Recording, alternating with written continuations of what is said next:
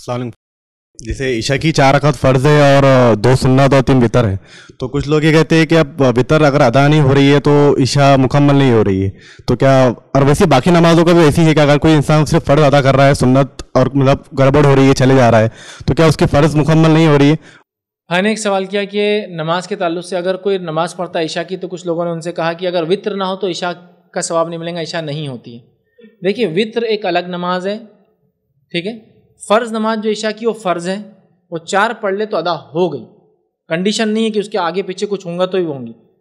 آگے پیچھے کرنا باعث اجر و ثواب ہے، لیکن کنڈیشن نہیں صاحب ہوتی نہیں. جو لوگ بول رہے غلط، ٹھیک ہے. کچھ لوگ اس لیے نہیں ہوتی بولتے کہ بولے اسی بہانے لوگ کیا کریں گے، پڑھ لیں گے 3 رکعت. لیکن یار یہ بہانے سے پورا دن کب تک چلائیں گے ہم؟ ریالٹیز بھی تو معلوم ہو. کچھ لوگوں کو میں نے دیکھا مسجد میں، خیر آج تو لوگ سمجھدار ہوگا، لیکن میں نے ایسے لوگوں کو دیکھا نماز ہوتی دیکھتے تھے لوگ کہاں سے جا رہے، جہاں سے جا رہے وہاں جا کے رکعت باندھ کے کھڑے ہو جاتے. اور کیا نیت سے معلوم؟ آپ جتنے لوگ رک کے نماز پڑھیں گے میرے کو اس کا ثواب ملیں گا. آپ کو ثواب نہیں، میں کہہ رہا ہوں آپ کو ثواب نہیں، آپ کو گناہ ملیں گا اس کا. چونکہ اس میں مسافر ہو سکتا ہے، چونکہ اس میں مجبور ہو سکتا ہے، کیوں تو اس میں بیمار ہو سکتا ہے، کیوں تو اس میں ایسے سروسز والے لوگ ہو سکتے ہیں جن کو جلدی پہنچنا ہے. اس میں ایسے لوگ ہو سکتے ہیں جو ڈاکٹرز وغیرہ جو اپنا کام چھوڑ کے پیشنٹ بٹھا کے آئیں گے. اب فرض کا ہی وقت تھا، اب یہ جناب سمجھ رہے میرے راستہ روکنے سے بڑا اجر مل رہا، یہ بھی اسی طرح راستہ روکنا ہے جیسے عام راستوں کے اندر روڑا ڈالنا ہے، مسجد کے راستے میں روڑا ڈالنا ہے. اس کا اجر تو نہیں ملے گا آپ کو. چلو اب لوگوں نے اللہ نے سمجھ دی کہ اب کم از کم مسجدوں میں جانے کا ٹریک تو بن رہا ہے. نہیں تو ایک سسٹم تھا، ٹریک بھی نہیں تھا پہلے تو.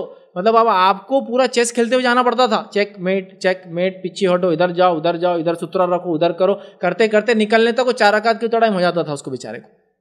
ٹھیک کرنا چاہیے مسجدوں میں سسٹم یہ ہونا چاہیے کہ دونوں طرف یا کم از کم ایک طرف ایسا کرنا چاہیے کہ پورا خالی ہو ٹریک، وہاں نماز کی جگہ ہی نہ ہونا چاہیے، مطلب کچھ بچھاوا ہی نہیں ہونا چاہیے، یا پھر کوئی ایسی چیز جس پہ لوگ پیدل پیر رکھتے ہو تاکہ لوگ نکل کے جائے. اور کم از کم ہر 3 کے صف کے بعد ایک سترے کی صف ہونا ہی چاہیے، تاکہ ہر 3 کے بعد سترے کی صف ہونے سے یہ 3 جتنا چاہے اندر جو کرنا ہے کر لے.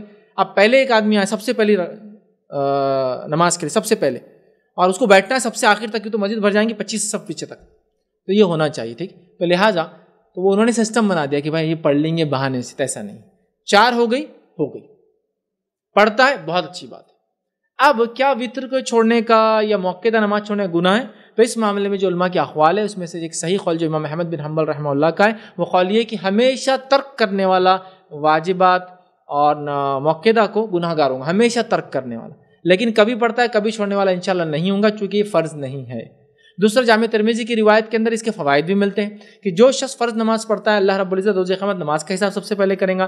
نماز کا حساب ہونے کے بعد اللہ نہ کرے اس کی فرض کم ہو جائے تو اللہ کہیں گا فرشتوں جاؤ دیکھو کوئی اس کی نفل ہے کیا.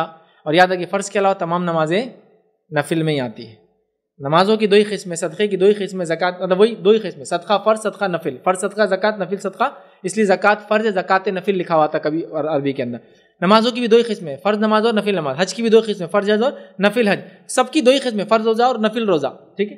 جو نفل روزہ اللہ کے رسول ہمیشہ رکھتے ہیں اور نفل موقعہ کہلاتا ہے. جو نفل کبھی رکھتے کبھی رکھتے اس کو سنت کہتے ہیں، لیکن نفل کی ہے. تو لہٰذا نفل لاؤ. اگر نفل ہوں گی تو بھر لی جائیں گے، ظاہر سی بات ہے، اس میں وتر بھی ہوں گی، دوسری نمازیں بھی ہوں گی، تو پڑھنا چاہیے زیادہ سے زیادہ. ہمیشہ چھوڑنے والا گناہ گار ہوگا، کبھی کبھار تو پڑھنے کی کوشش کرنا چاہیے. لیکن کیا چھوڑ دینے سے نماز نہیں ہوگی؟ نہیں، نماز انشاءاللہ ہو جائیں گی، ایک الگ ہی مسئلہ ہے.